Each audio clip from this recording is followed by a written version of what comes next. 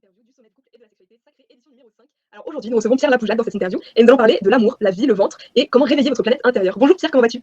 Bonjour Capucine, je vais très bien. Merci pour cette invitation et puis ce beau sommet. Je trouve que c'est quelque chose qui résonne particulièrement en ce moment et est très utile à titre individuel, de couple ou de famille. Avec grand plaisir, mais du coup, je vais te laisser te présenter un petit peu pour nos auditeurs et voilà, vraiment, décris-nous qu'est-ce que l'amour pour toi, qu'est-ce que la vie et pourquoi tu vas le relier avec le ventre. C'est hyper intéressant, vous allez voir. Wow, c'est un grand sujet, on va essayer d'en couvrir au maximum. Peut-être en introduction, je me définis de moins en moins par rapport à un métier ou par rapport à mon passé, même si souvent on aime bien pouvoir dire j'ai fait ci, j'ai fait ça.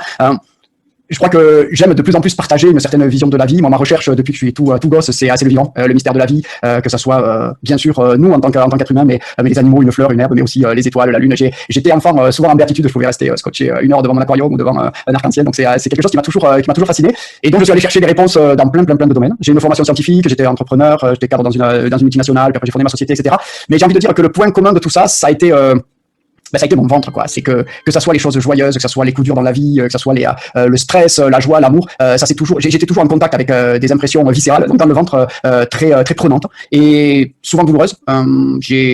J'ai développé pendant longtemps, développé c'est peut-être pas le mot, mais j'ai intériorisé mes émotions, j'étais pas en prise avec mes émotions, j'avais du mal à les extérioriser, du coup ça s'est traduit par des douleurs de ventre, des hémorragies, des saignements, des choses extrêmement handicapantes, et la science ne trouvait rien, la médecine ne trouvait rien, c'était pas une ulcère, c'était pas ci, c'était pas ça, etc. Et jusqu'à ce que je comprenne que sûrement ça venait d'ailleurs, et ça venait d'autres énergies qui là se cristallisaient dans mon ventre, et que ce soit des émotions, que ce soit des non-dits, que ce soit plein de choses avec lesquelles je m'étais construite. Donc le ventre a toujours été un indicateur pour moi, un petit peu de mon état d'être, mais ça restait très flou et j'ai eu envie de le creuser de plus en plus suite à, et peut-être on pourra en parler, hein, c'était quelques-uns des éveils qui ont ponctué mon parcours de vie et qui chaque fois me ramenaient de l'extérieur vers l'intérieur, et quand on parle d'intérieur c'était toujours vers le ventre et jusqu'à ce que j'aille au plus profond de mon ventre, si on peut aller un jour au plus profond de son ventre et qu'à partir de là, ça m'ouvre vraiment d'autres sphères. Et j'aime dire qu'on cherche souvent l'éveil dans la lumière, dans les étoiles, l'ascension, la verticalité. Et pour moi, la conscience s'éveille dans la profondeur de notre ventre, au cœur de notre planète intérieure. Et c'est comme ça que moi, petit à petit, j'ai changé mon regard sur moi-même d'abord, sur le monde et petit à petit sur la vie. Donc c'est ce que je partage à travers mes écrits, des stages, des accompagnements, des séminaires et avec toi cette conférence aujourd'hui.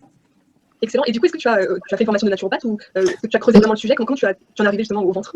C'est marrant, j'ai une formation scientifique dans l'agronomie et ensuite mes différentes activités, ma carrière professionnelle m'a amené à focaliser de plus en plus sur la microbiologie, les micro-organismes, les petites bébêtes qu'il y a dans le sol, qu'il y a dans les océans, mais qu'on a aussi au cœur de nous, dans le ventre, mais aussi ailleurs. C'est nos microbiotes. On appelle ça aujourd'hui microbiote, on appelle ça la flore intestinale il y a quelques années, mais on a aussi une flore, les femmes ont une flore vaginale qui est extrêmement importante, avec un microbiote vaginal qui est responsable de la bonne santé de la muqueuse vaginale. On a un microbiote dans la bouche, on a un microbiote pulmonaire, sur la peau. Bref, nous sommes des êtres symbiotiques. On vit en symbiose avec tous ces êtres microscopiques qui sont pour la plus grande partie là pour notre bien-être et participent à notre vie et non pas pathogènes des maladies. On connaît souvent les microbes pour les maladies qui peuvent nous transmettre, mais en fait l'immense majorité d'entre eux sont plutôt à notre service et même totalement à notre service, et même notre expérience de vie ne serait pas la même, voire même n'existerait pas sans eux. Donc moi j'y suis allé par le microbiote du sol, comment la fertilité d'un sol, la vie d'un sol, la qualité nutritionnelle des aliments, la pérennité des systèmes de culture était toujours dépendante de la quantité de vie qu'il y avait dans un sol et de la capacité que l'on a à la maintenir, au contraire à la dégrader à travers des pesticides, des engrais chimiques ou des actions mécaniques. Et puis un jour j'ai fait le lien entre le microbiote du sol, parce que ça s'appelle aussi un microbiote, et notre microbiote intestinal. Et là plus j'ai creusé, ça c'était un peu ma formation scientifique qui m'a mené à essayer d'amener plus loin des explications, jusqu'à comprendre qu'en fait notre ventre, notre microbiote est ensemencé par la terre, par l'extérieur. Et donc on a un bout de terre là dans notre ventre, et notre fertilité en tant qu'être humain est aussi dépendante de la vie qui y règne, exactement comme un sol, sa fertilité est dépendante de la qualité de la vie qui y règne. Et plus notre sol intérieur s'appauvrit, plus on a une diversité microbienne étroite, plus on vient tuer, massacrer cette vie là au fond de nous, plus on développe de maladies, plus on a des dégénérescences qui apparaissent. Et aujourd'hui la science nous montre que un microbiote en bonne santé régit quasiment toute notre santé, c'est-à-dire que notre état d'être dépend de la qualité de la symbiose que l'on a avec notre microbiote. Et moi j'ai traduit ça en tout ce que l'on vit et le reflet de l'état de notre planète intérieure. Et c'est vraiment la qualité du soin que l'on apporte à notre intérieur. Et quand je dis notre intérieur, c'est ici, là, dans la sphère du ventre, qui va ensuite rayonner, se dégager à l'extérieur et faire ce que l'on est, au sens très basique du terme, c'est-à-dire la qualité de notre peau, mais aussi notre rayonnement plus énergétique, notre sourire, notre état d'humeur, notre psychologie, etc. Et donc j'ai creusé beaucoup la part qu'il y a entre psychologie et microbiote, entre alimentation, comportement, psychologie, microbiote, etc. Et jusqu'à ce que toutes ces frontières-là tombe et finalement à l'infiniment petit de ces micro-organismes nous amène à une vision finalement beaucoup plus grande et là j'aime à citer Hubert Reeves, l'astrophysicien qu'on ne présente plus, qui de mémoire dit que dans le ventre d'une femme c'est un des plus hauts lieux de rencontre des énergies cosmiques. Et donc pour lui aussi le lien pourtant il a étudié le cosmos, l'univers et amené cette science-là à un niveau jamais égalé avant lui, mais il le ramène à ce miracle de la vie qui opère lors de la fécondation de nos ovules, la rencontre avec le spermatozoïde, cette énergie. Pourquoi ces deux cellules à ce moment-là vont faire en sorte qu'un être et pas seulement un amas de cellules prenne forme, prenne vie, devienne autonome, à son tour puisse se reproduire, et ça c'est quelque chose qui dépasse largement le cadre de la biologie, qui dépasse largement le cadre de la physique, de la médecine, etc. Ça va chercher, ça nous amène, en tout cas moi ça m'a amené beaucoup plus loin à la croisée bien sûr de la biologie, de la science, mais des textes sacrés, de sagesse plus universelle et de spiritualité, et chaque fois tout ça se retrouvait dans le ventre, comme s'il y avait toujours un point commun, et non pas dans la tête mais dans le ventre. Ok, super. Bah, écoute, merci en tout cas Pierre pour ces informations, c'est très intéressant. Alors j'ai plein de questions qui me viennent, je vais t'en donner quelques-unes pour le moment. Yes. Par rapport à la grossesse, donc je vais revenir par rapport à ce que tu as dit juste à la fin. Pour une grossesse, je me dis, est-ce que c'est important du coup que la femme, donc évidemment, prenne soin de son microbiote pour son bébé, est-ce qu'elle lui transmet du coup son microbiote à elle? Comment ça se passe à ce niveau-là? Alors oui, c'est une super question. Au moment de l'accouchement, il va y avoir, si se fait par voie naturelle et pas par césarienne, il va y avoir un premier ensemencement du bébé en fait, de son tube digestif par la transmission de certaines bactéries et micro-organismes de la mère.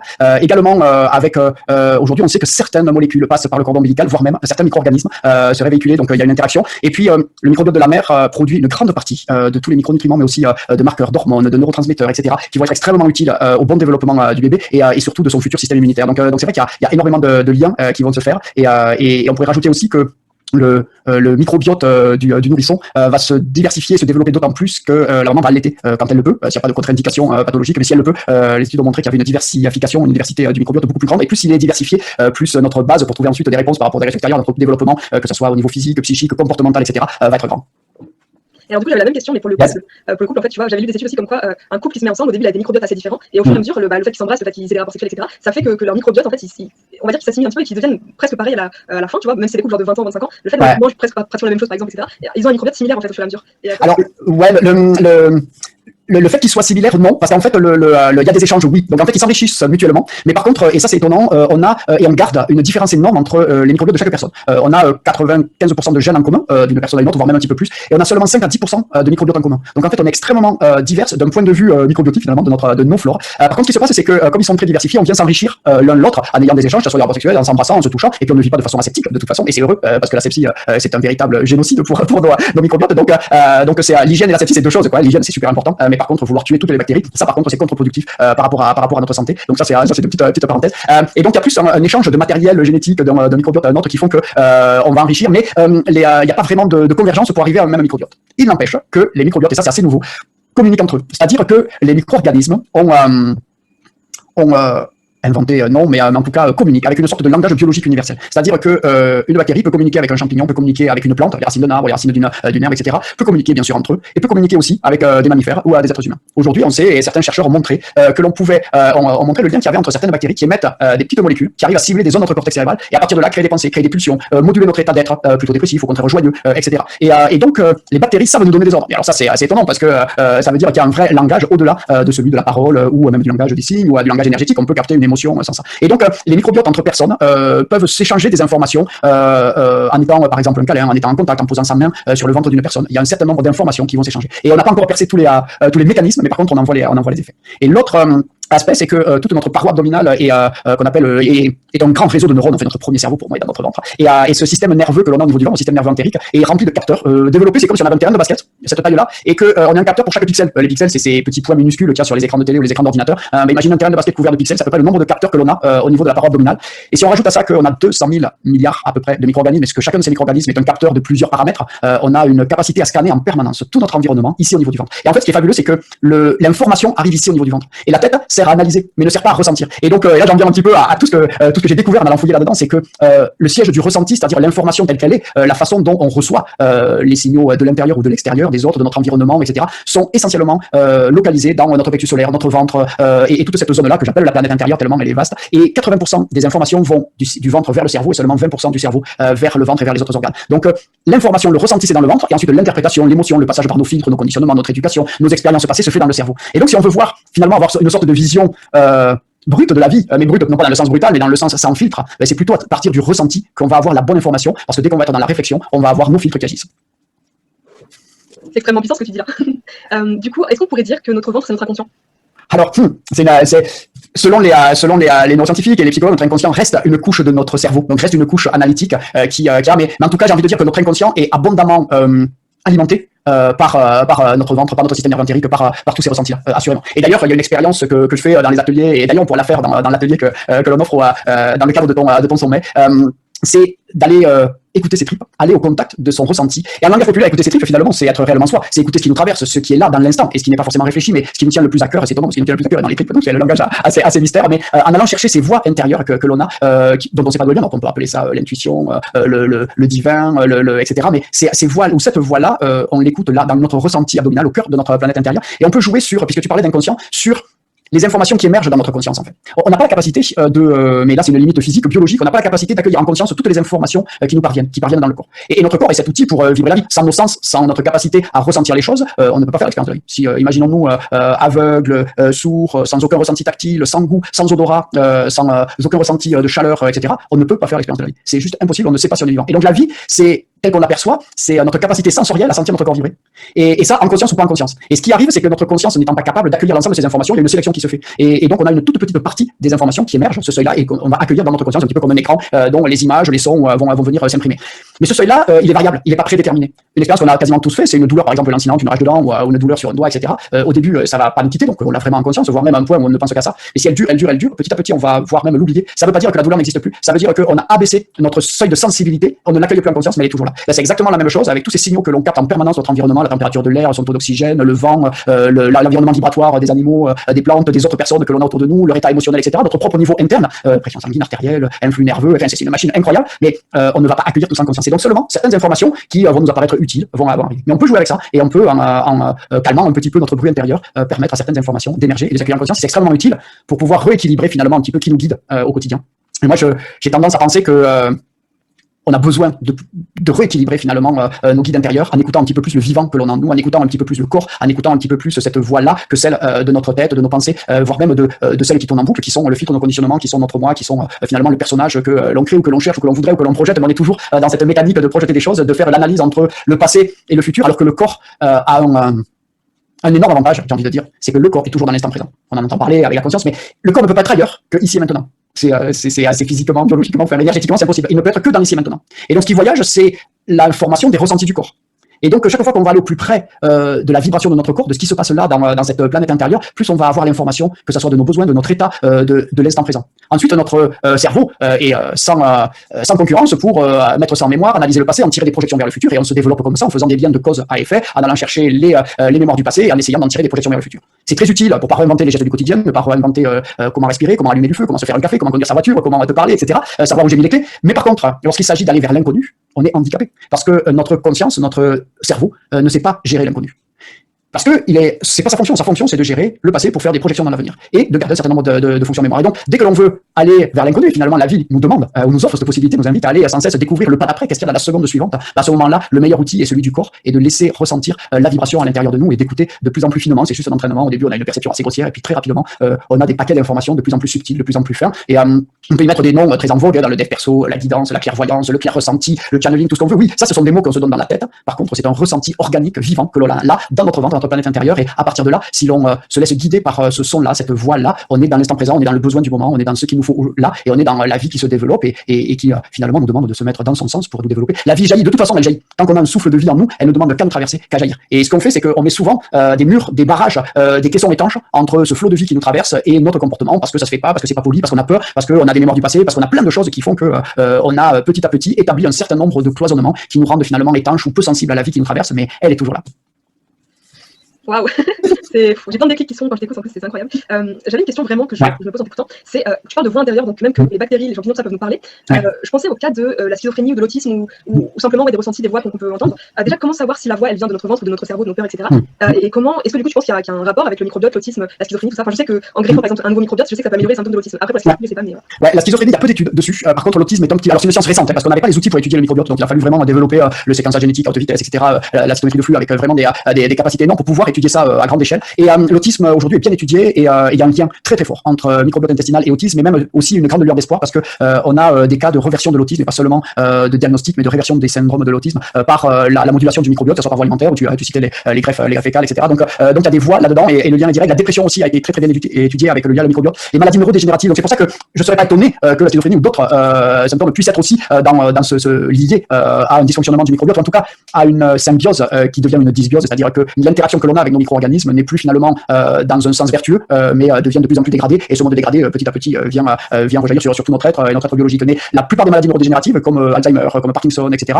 ont un lien établi aujourd'hui par les chercheurs avec le microbiote. Donc on peut pas dissocier aujourd'hui finalement, en tout cas moi ça m'a ouvert la conscience, parce qu'après qu'est-ce qu'on fait de ces informations-là, c'est tu vois, dans les symposiums où j'allais, y compris les meilleurs symposiums mondiaux avec les points de la recherche là-dessus, j'avais alors bien sûr les chercheurs qui exposaient leurs travaux, mais ensuite au niveau industrie, on avait l'industrie pharmaceutique qui utilisait ces informations pour créer des médicaments, ou l'industrie agroalimentaire qui utilisait ces informations pour créer des aliments, pour comprendre nos addictions, pour ou les créer, ou les gérer, etc. Et donc, en fait, on se retrouve avec deux industries dont on sait qu'elles sont extrêmement mêlées. Moi, j'étais issu de l'une, donc je la connais bien de l'intérieur.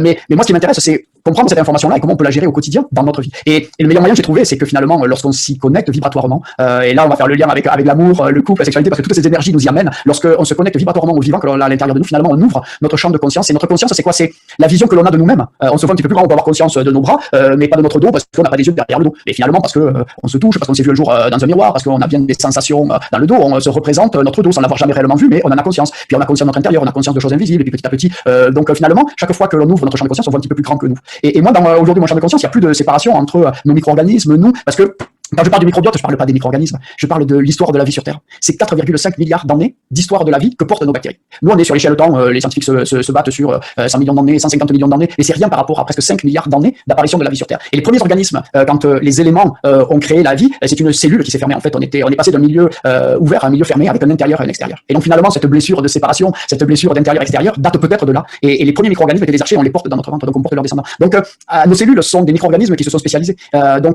Toute la vie que l'on porte, on peut se dire l'homme n'a que 100 millions d'années, mais en fait notre microbiote et même nos cellules portent l'histoire de la vie sur Terre. Et donc qu'est-ce qu'on fait de ça? Est-ce que ça fait chouette, on le met en poster dans son bureau, ou est-ce qu'on essaye de jouer avec ça? Ça veut dire qu'il y a des énergies qui sont là, ça veut dire qu'il y a un stock d'ADN, de l'information génétique dans chacun de ces micro-organismes qui a trouvé des solutions à des problèmes depuis presque 5 milliards d'années. Ça veut dire que il y a des stratégies d'organisation qui sont là, ça veut dire qu'il y a des échanges d'énergie, ça veut dire qu'il y a plein de choses qui font que pourquoi ne pas l'utiliser comme une ressource, et pourquoi pas se dire, puisque mon microbiote est capable de communiquer avec moi et mon corps inconsciemment communique aussi avec lui, puis il y a des boucles de régulation, pourquoi pas laisser ce vivant se gérer, laisser cette intelligence s'exprimer, et moi essayer de mettre mon conscient pour mettre le moins de freins entre l'intelligence qui me traverse et son expression à travers moi. Et donc devenir de plus en plus transparent à la vie, devenir de plus en plus finalement cristallin. Et c'est le sens pour moi de la pureté. C'est pas un sens religieux, c'est pas un sens moral, c'est pas un sens être pur parce qu'il y a des choses sales, etc. Non, c'est être un peu comme un cristal, laisser passer la lumière, mais aussi laisser passer l'obscurité. C'est-à-dire qu'un cristal n'est pas teinté, il laisse passer tout ce qui le traverse sans même le changer. Et pour moi, le véritable sens de la vie, c'est finalement de se laisser traverser par la vie et essayer de mettre le moins d'interface possible entre la vie qui nous traverse et finalement ce que l'on offre au monde à travers nous. Laisser notre structure vibratoire, parce que je suis Pierre Lapoujade, non pas parce que je suis un nom, un prénom, mais parce que j'ai une structure vibratoire liée à ma biologie. Et cette structure vibratoire, elle vibre à la vie qui me traverse. Et la vibration qui en ressort, que tu perçois, que les personnes avec qui je partage la vie, ou qui me voient, ou même qui ne me voient pas, mais qui se connectent énergétiquement à moi, ressentent ça. Et ça, je peux le moduler selon que je vais être dans la peur, que je vais être dans une vibration haute, que je vais être avec un niveau de conscience qui ne fait que réduire ma vibration au corps biologique, au contraire l'ouvrir. Et donc cette danse-là que j'entretiens avec moi-même, et donc le soin que j'apporte à ma planète intérieure, c'est ce qui fait l'interaction avec les autres, et c'est l'impact que j'ai à l'extérieur avec ma partenaire, avec ma fille, avec mes parents, mes amis, toi, etc. Et donc finalement, c'est peut-être ce qu'on a de plus beau à offrir aux autres, c'est nous, mais nus, quoi, c'est-à-dire à poil vibratoirement, quoi, c'est-à-dire vraiment se laisser traverser en essayant de libérer au maximum nos conditionnements, ce qui nous appartient pas, quoi, c'est-à-dire ce qui appartenait à nos aïeux, à notre grand-mère, à nos traumatismes de l'enfance, etc. C'est puissant, c'est très puissant. Et du coup, je voulais rebondir par rapport à ce que tu viens de dire. C'est vrai que dans ton énergie, en fait, ça je l'avais sûrement dit la dernière fois, on sent vraiment que tu es présent, que tu es là et que tu es vivant, en fait. J'ai écrit sur mon petit carnet, je prends des notes. Et j'ai marqué, il est vivant, ce mec, en fait.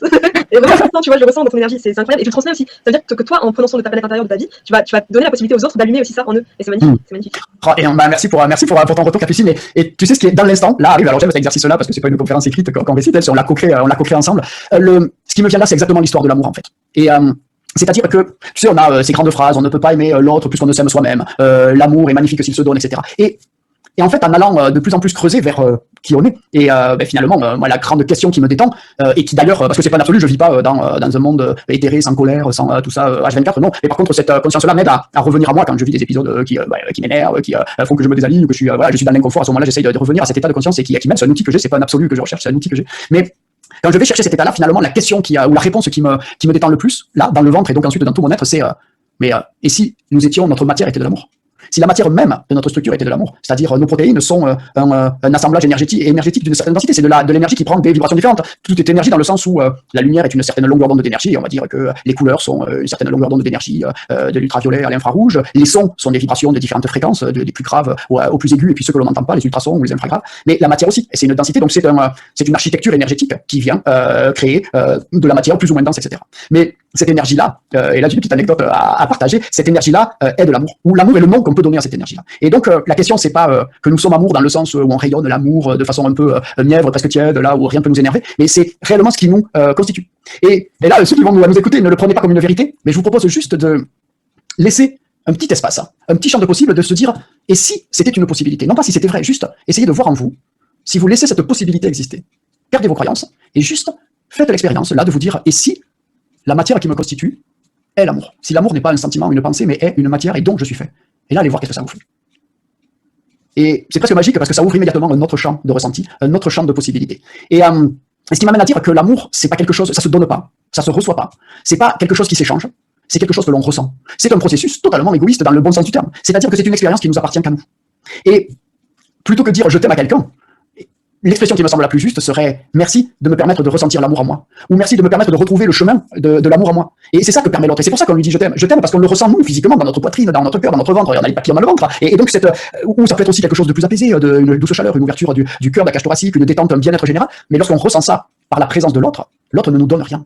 Il n'est pas en train de transférer une partie 200 grammes d'amour et nous on n'est pas plus lourd de 200 grammes. Ça n'a aucun sens. Par contre, notre échange énergétique, notre contact, notre présence ensemble fait que je vais pouvoir ressentir en moi l'amour en conscience. Parce qu'il ne nous quitte jamais. Mais on ne le ressent pas toujours en conscience. Et donc pour moi, c'est ça, dire je t'aime, c'est merci de me permettre de ressentir l'amour. Et donc la question de s'aimer plus soi que les autres, ou de s'aimer d'abord soi pour pouvoir ensuite aimer les autres, pour moi, elle n'a pas de sens, puisque de toute façon, c'est une expérience qui ne nous concerne que nous. Et à partir du moment où elle ne nous concerne que nous, si aujourd'hui, mon meilleur moyen de ressentir l'amour vibrer en moi, c'est de focaliser sur la personne et d'être altruiste et de peut-être avoir peut-être que quelqu'un va voir, oh, il se sacrifie. Non, si pour moi, c'est ma façon de nourrir ça et que c'est mon raccourci pour rencontrer l'amour en moi, il faut y aller. Et si demain, je n'y arrive pas parce que je suis pas dans cet état énergétique qui le permet, et que le seul moyen, c'est d'abord d'aller voir en moi, de faire cette introspection, d'aller respirer un petit peu dans mon ventre et de retrouver cet amour-là, je vais pouvoir à ce moment-là rejaillir. Et l'autre va le ressentir, il va se dire, waouh, tu es rayonnant, tu respires ça, qu'est-ce que tu es apaisant, tu transpires l'amour, mais ok, parce que j'ai su le retrouver le chemin en moi, le faire vibrer, le faire grandir, et jusqu'à ce que cette vibration dépasse mon corps physique et aille te toucher toi dans ton cœur. Mais je ne t'ai rien donné, je n'ai rien perdu, j'ai rien donné, j'ai rien sacrifié, c'est rien passé en moi. Juste, tu as pu, en suivant cette vibration et en l'accueillant finalement, laisser vibrer, laisser résonner, laisser teinter une partie de ton corps et laisser vibrer ta structure énergétique qui fait que, waouh, ça c'est de l'amour. Et donc, je trouve que cette façon de concevoir l'amour, sans chercher de vérité, c'est une possibilité, moi c'est ma possibilité préférée de définir l'amour, m'a détendu sacrément au niveau de la dépendance affective, au niveau de la jalousie, au niveau des relations de couple, au niveau de tout ça.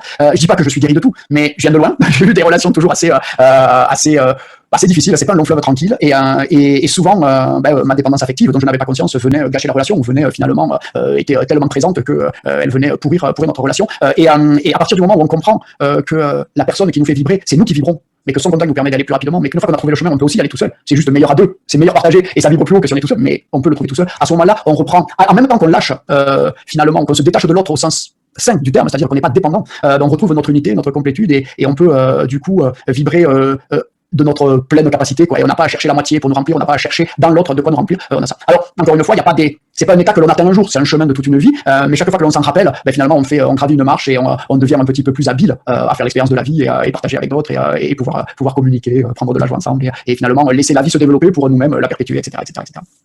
Génial. Et alors du coup, comment on prend soin de son microbiote? Est-ce que tu aurais quelque chose à Ouais, alors c'est une super question parce que moi j'ai envie de l'élargir à comment on prend soin de sa planète intérieure, finalement, de sa terre intérieure.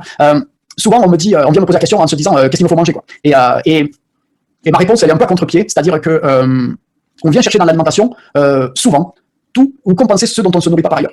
Et donc pour moi l'alimentation vient presque en dernier ressort, c'est-à-dire qu'elle est négligeable, mais elle vient pour moi en dernier ressort parce que la plupart de nos besoins sont d'abord des besoins affectifs, sont des besoins de mouvement, sont des besoins de repos, sont des besoins d'hydratation, sont des besoins d'épanouissement, sont des besoins d'interaction, sont des besoins de se laisser traverser par la beauté, sont des besoins d'écouter de la musique, de chanter, de faire du sport, etc. Et si on nourrit tous ces besoins-là, on s'aperçoit que l'alimentation va être beaucoup plus orientée vers nos vrais besoins. Et donc, elle va être plutôt à base de fibres, plutôt végétale. J'ai pas de dogme, moi je suis pas un végétarien pur. Je le fais pas ni par religion, ni par parce qu'il faut pas tuer la vie, parce qu'une carotte pour moi est vivante, c'est un être vivant, c'est une certaine organisation de la vie. On vient de la même source et donc il n'y a pas plus respecter l'un que l'autre. Par contre, si on gaspille les données, si on fait souffrir, je suis plus sensible à ça. Donc je suis plus sensible à la façon dont nos aliments vont être élevés, préparés, cultivés, quels soins il y a, que le dogme de ci ou de ça. Pour rester un petit peu dans cette parenthèse alimentation, notre microbiote vient du sol. Et si on veut savoir ce qui est bon pour nous, interrogeons-nous. Le meilleur moyen de savoir, c'est qu'est-ce que je ferais pour cultiver mon jardin, ou qu'est-ce que je donnerais à cette belle fleur, qu'est-ce que je donnerais à cette belle plante. Et déjà, je vais pas lui donner du coca. Déjà, je vais pas lui donner trop à manger parce qu'on sait que si on laboure trop, elle va mourir. Je vais plutôt la laisser se reposer la nuit. Je sais qu'elle a des cycles, qu'elle a des saisons, etc. Donc dans la nature, le microbiote, qu'est-ce qu'il mange? Il mange essentiellement des débris végétaux. Parce que dans la terre, sur le sol, mais observez juste un pré, une forêt, votre jardin, le nombre de débris végétaux par rapport au nombre de débris animaux est sans commune mesure. Et donc l'immense majorité de nos micro-organismes ont développé à travers ces 5 milliards d'années une habileté à digérer la matière végétale beaucoup plus grande que celle de digérer la matière animale. Et donc l'essentiel de nos microbiote est essentiellement végétarien, en tout cas extrêmement habile pour savoir tout faire à partir de fibres végétales. Donc j'ai envie de dire que le meilleur conseil, c'est de diversifier au maximum notre alimentation végétale, du cuit, du cru, des fruits, des légumes, s'amuser à découvrir les produits plutôt de saison et pas les produits transformés, voilà, des champignons, des choses. Et quand je parle de diversité, qu'est-ce qu'on fait pour notre planète intérieure? Plus il y a de vivants, plus nous on est vivants. Donc je cultive ma biodiversité. Pour cultiver ma biodiversité, je vais essayer de donner à manger au maximum ce que j'aime. Donc je vais essayer de varier au maximum mon alimentation avec une constante, le plus de fibres végétales possible, diminuer les graisses, les protéines animales et les sucres parce que les sucres raffinés ne sont pas dans la base de notre alimentation et produisent Le plus grand inconvénient des sucres raffinés, c'est qu'ils ne passent pas par le microbiote, c'est-à-dire qu'ils passent à travers la paroi intestinale avant d'atteindre notre côlon, avant d'atteindre le microbiote. Et donc ils passent dans le sang, ils vont amener une certaine énergie à nos cellules sans être passés par le microbiote. Et donc on ne nourrit pas notre microbiote. Et aujourd'hui on le sait, avant de s'alimenter, il faut, en fait, mon regard a changé, je ne m'alimente pas, je nourris mon microbiote, je cultive mon microbiote, je cultive ma terre intérieure. Et si vous avez ça à l'esprit, ça ira bien, quoi. C'est-à-dire qu'au lieu de se dire quel est l'aliment qui est bon pour moi, dites-vous quel est le bon geste pour prendre soin de ma planète intérieure. Et peut-être que la réponse ne sera pas alimentaire. Peut-être que le besoin de l'instant, c'est d'aller prendre l'air, c'est peut-être de bouger, c'est peut-être de se reposer, c'est peut-être de boire un coup, c'est peut-être de chanter, c'est peut-être d'aller s'étirer, de faire un câlin. J'en sais rien, mais en tout cas, c'est pas forcément alimentaire. Donc les réponses, elles sont souvent à ce niveau-là. Les émotions, l'environnement de notre planète intérieure, c'est les émotions de notre environnement, notre climat intérieur, ce sont les émotions qui vont le donner. Et donc la colère, on peut assimiler ça à un orage, à une tempête, à un ouragan, selon son intensité. La peur, ça va être quelque chose qui nous comprime, qui nous contracte, etc. Donc toute la palette des sentiments, des émotions, etc. vont faire que ça joue un grand rôle sur les paramètres biologiques de notre système entérique et donc va sélectionner certaines souches de bactéries, etc. qui elles-mêmes vont fonctionner bien ou pas et vont influer sur notre humeur. Et donc on peut avoir un cercle vicieux qui est je mange mes émotions, c'est-à-dire je compense ma colère, ma frustration ou mon anxiété en mangeant un certain type d'aliments, peut-être trop sucré, peut-être trop gras, parce que ça nous rappelle quand on avait la récompense, quand on était malheureux, viens, je vais te donner des bonbons, oh, t'es triste, les copains ont été méchants avec toi, viens, je vais te faire un gâteau, viens, je vais te faire ci, etc. Et donc on a associé un certain nombre de réconforts affectifs avec des aliments ou certains goûts d'aliments. Et lorsque on a associé ça, on vient souvent les reproduire adultes. Mais ça, n'étant pas ce qui est bon pour nous, notre microbiote nous dit non, c'est pas bon. Et donc il nous envoie des signaux plutôt de tristesse, plutôt de je suis pas très bien. Et donc si je suis pas très bien, je viens le compenser par ça. Petit à petit, on rentre dans un cycle qui nous enfonce. Le meilleur moyen de le casser, c'est de faire une petite pause, donc faire un petit jeûne intermittent, laisser passer peut-être 8, 10, 12 heures, 14 heures en laissant la nuit, comme ça c'est plus relax, etc. Et repartir avec des fibres, et donc un fruit, des légumes, pas forcément crus, c'est pas agressif, mais cuit, etc. Et pas trop charger la machine, et voir ce que ça fait. Très rapidement, on s'aperçoit que ça nous éclaircit les idées, qu'on recommence à avoir un petit peu d'allant, d'énergie, etc. Et donc à partir de là, on va pouvoir retrouver peut-être un système émotionnel un petit peu plus adapté, un petit peu plus clair, un petit peu plus léger, qui lui-même va appeler à une alimentation un petit peu plus légère, saine, etc. Donc c'est des cercles qui peuvent s'entretenir dans un sens ou dans un autre, mais il est assez simple d'en sortir si l'on réagit avec des bonnes clés. Et la première, c'est, j'ai envie de dire, si on pouvait donner quelques trucs, c'est plus on veut d'énergie, plus il faut diminuer jusqu'à certaines limites de la quantité, c'est-à-dire que plus on mange, plus on consomme d'énergie, moins on en a disponible pour faire autre chose. Ça paraît contre-intuitif, mais faites l'expérience de diminuer votre quantité alimentaire, vous verrez, vous avez plus d'énergie. C'est prendre soin d'aller accueillir nos émotions, c'est pas dire tout est beau, tout est parfait, tout est juste, non, c'est je suis triste, ok, j'y suis, mais j'y vais, je plonge dans ma tristesse, quoi. Qu'est-ce qui se passe si je plongeais dans ma tristesse? Et ça fait flipper, ça demande du courage d'aller voir sa peur, d'aller voir sa tristesse, d'aller voir sa colère, d'aller vraiment plonger dans son ventre et se dire, ok, mon ventre n'est que colère, et j'y vais dedans, quoi, je vais me dissoudre là-dedans. Et on s'aperçoit que lorsqu'on plonge complètement dans son émotion, elle a tendance à aller finalement fusionner avec notre être. Et comme elle fusionne avec notre être qui n'est que de l'amour, elle devient aussi cet amour-là. Et donc le mécanisme magique, on peut appeler ça de transcendance alchimique ou de transmutation, etc. On peut y mettre plein de mots chouettes qui sonnent bien, mais finalement, lorsque on fait corps, qu'on rejette pas, qu'on dit ok, cette colère est en moi, elle m'appartient, elle est dans ma planète intérieure et je cherche pas à dire c'est la faute de l'autre, etc. Juste je l'accueille en moi, je fusionne avec, je la mets dans toutes mes cellules et à partir du moment où elle se confond avec ma structure, elle disparaît, elle s'évapore, elle va se dissoudre et on va pouvoir laisser place à nouveau à la sensation de vie qui nous traverse. C'est génial. Bah, écoute, merci beaucoup en tout cas, c'est vraiment puissant. Est-ce que tu aurais un dernier message pour nos auditeurs? Et puis comme ça, je pense qu'on va finir tranquillement. Ça fait déjà 1 heure. Wow, déjà, ça passe vite, ça passe vite. Bah, écoute, c'est quelque chose qu'on pourra détailler parce que je vais l'approfondir dans l'atelier, mais je trouve de plus en plus d'actualité. En tout cas, je ressens qu'il y a un vrai besoin de parler de féminin, y compris avec une voix d'homme, et d'accueillir toutes ces énergies-là que l'on a tendance à confondre, c'est-à-dire parce que dans le ventre, quand même, la première énergie de vie qui nous traverse, c'est l'énergie sexuelle, et souvent on vient la réprimer, on vient la mettre au nom de la morale, de la religion, de je sais pas trop quoi. Et donc, à l'heure où finalement c'est ou YouPorn ou l'abstinence, je trouve que peut-être remettre ces énergies-là sans tabou, sans fausse pudeur, au cœur de notre processus d'être vivant. On est né dans un ventre, celui de notre mère. On est né d'une fusion d'amour de 2 cellules. Et à partir de là, il y a un miracle qui libère une énergie, mais qui est digne. Même une bombe atomique, c'est rien à côté de la fusion que peuvent avoir 2 cellules qui se rencontrent mues par cette énergie d'amour. Et donc l'énergie sexuelle est sûrement celle à l'origine de la vie. Donc c'est quelque chose qui est immédiatement sacré, mais pas sacré au sens où je dois m'habiller en blanc, mettre des tapis, allumer de l'encens avant même de commencer à me caresser la peau. Mais c'est sacré parce que tout est sacré, quoi. Tout est issu de là. Tout vient de là. Et le mystère de la vie vient de là. Et donc l'amour, la sexualité, l'énergie de vie, ce féminin. Pourquoi c'est féminin? Parce que la vie prend matière, se matérialise dans un utérus féminin. Et que ce soit un utérus biologique de celui de notre mère, ou que ce soit celui de l'univers de la planète, les Maasai, les prophètes Maasai qui avaient pu rencontrer au Kenya, parlent de Enkai, leur déesse à l'origine de l'univers. C'est une déesse féminine, et le ciel, la cosmologie, est l'utérus universel. Et pour eux, quand la pluie tombe sur Terre, qui vient fertiliser le sol et permettre à la vie sur Terre d'éclore, c'est du liquide amniotique qui s'échappe de l'utérus universel. Donc on est en plein dans l'imagerie de ce féminin sacré, mais que l'on porte tous, hommes et femmes. Et donc je crois que et sans rentrer dans le procès de qu'est-ce qui a fait quoi, la manipulation des hommes, leur avidité, cette puissance du féminin de pouvoir manifester la vie, c'est-à-dire de transformer l'esprit, le non manifesté, le subtil, en matière, donc en quelque chose qu'on peut toucher, qui est manifesté dans la matière, ça c'est typiquement une énergie féminine. Et donc est-ce que les hommes, à un moment donné, ont mal compris comment on fonctionnait et se sont dit, waouh, les femmes ont un pouvoir, elles vont nous bouffer, donc il faut les empêcher d'avoir contact à ça, est-ce que c'est pour mieux manipuler, est-ce que j'en sais rien, mais en tout état de fait, le féminin a été piétiné. Il est piétiné physiquement, à travers les abus sexuels, à travers l'inceste, à travers les viols, à travers toutes ces abominations qui se visent surtout les filles, hein, même si il y a des garçons aussi qui sont victimes de ça, mais ça vise quand même les filles. Et puis il y a toute cette pression sociale, morale, religieuse, voire même en dehors de tout ça, réussir dans le business, il faut mettre des habits d'homme, il faut être agressif, il faut être ci, etc. Et donc même pour une femme, ça demande de nier ces énergies en elle qui sont des énergies non pas de douceur, pas que de douceur, c'est super puissant le féminin sacré, c'est une énergie qui permet quand même d'accoucher, de donner la vie, de supporter des transformations biologiques incroyables. Donc c'est une énergie de courage, c'est une énergie de puissance, c'est une énergie extrêmement forte qui permet de créer ça. Et en même temps, c'est une énergie créative, puisqu'elle crée la vie, etc. Donc savoir s'y reconnecter pour nous, c'est abandonner la lutte au profit de la douceur, c'est abandonner la force au profit de la puissance. Et pour moi, c'est une distinction énorme. La force, on ne peut la mesurer qu'à la capacité de la résistance qu'on a en face. Et donc, je suis fort parce que j'ai une résistance qui vient me le contrer. Mais la puissance, elle traverse. Et donc, pour moi, cette énergie de puissance qui vient te traverser, elle n'a pas besoin d'être en résistance, elle n'a pas besoin de se battre pour exister. Elle est là. Et puis, qui même me suivent, c'est ça, cette énergie-là. Et donc, je trouve que réhabiliter ça et avoir aussi chez les hommes une possibilité d'aller se réconcilier avec notre féminin, parce que quand on est gosse, on n'a aucun problème avec ça. Mais petit à petit, on se construit parce que ça, c'est pas pour les garçons, ça, c'est pas pour, etc. Puis après, t'es une tapette, etc. Toutes ces humiliations que l'on peut avoir. Puis après, on commence à mélanger notre orientation sexuelle avec notre énergie, avec le corps biologique que l'on a, etc. Et ça devient un vrai bordel. Et se construire avec ça, homme ou femme, c'est compliqué. Donc j'ai envie de dire, dans le ventre, cet organe mal aimé là, de la plupart des personnes, ben, c'est la vie qui existe. Et plus on va respecter la vie, plus on va accueillir la vie qui est là, plus on va laisser aussi du mystère à cette vie-là, essayer de la ressentir sans forcément l'expliquer. Ben, on est en prise directe avec, je crois, notre propre réalité, ce qui nous traverse. Et c'est peut-être le meilleur moyen de pouvoir être proche de qui on est vraiment, c'est-à-dire une structure vibratoire qui réagit à la vibration de la vie. Et ça, lorsqu'on peut l'offrir, le partager, accueillir son partenaire ou pouvoir créer sa vie à partir de là, ben, je crois que ça ouvre un champ illimité qui est celui de l'humain lorsqu'il se connecte à sa vraie nature. Donc, allons voir notre féminin. Je crois que la société en a bien besoin et même la planète, non pas qu'elle ait besoin d'être sauvée, parce que la seule planète à sauver, c'est notre planète intérieure et la Terre ne demande rien. Mais par contre, je pense que notre façon de la maltraiter est sûrement une façon de notre deep mal réglée. Je crois que si on vient connecter notre Terre intérieure, notre féminin, notre sacré, nos énergies, qu'elles soient sexuelles, vitales, quelle que soit la tonalité qu'on y va, qu'on les regarde en face et qu'on les fait circuler en nous, je crois que pas grand chose peut nous arriver. En tout cas, on est bien équipés pour voyager dans ce magnifique voyage qu'est la vie. Génial, bah écoute, je trouve que tu as parfaitement conclu cette interview. Merci à toi en tout cas pour tous les partages et toutes ces fabuleuses informations. Et du coup, on vous retrouve donc dans l'atelier de Pierre. Yes. Ouais, tout bientôt, qui s'appelle Harmoniser votre masculin et votre féminin sacré, et avec des exercices pratiques pour aller justement harmoniser une méditation assez puissante, des exercices respiratoires pour pouvoir être familier avec tout ce qui traverse là, notre ventre et notre corps, et pouvoir jouer avec. Super, bah écoute, merci beaucoup Pierre et on se retrouve très bientôt. Merci encore. Merci Christine. Au revoir tout le monde. Au revoir.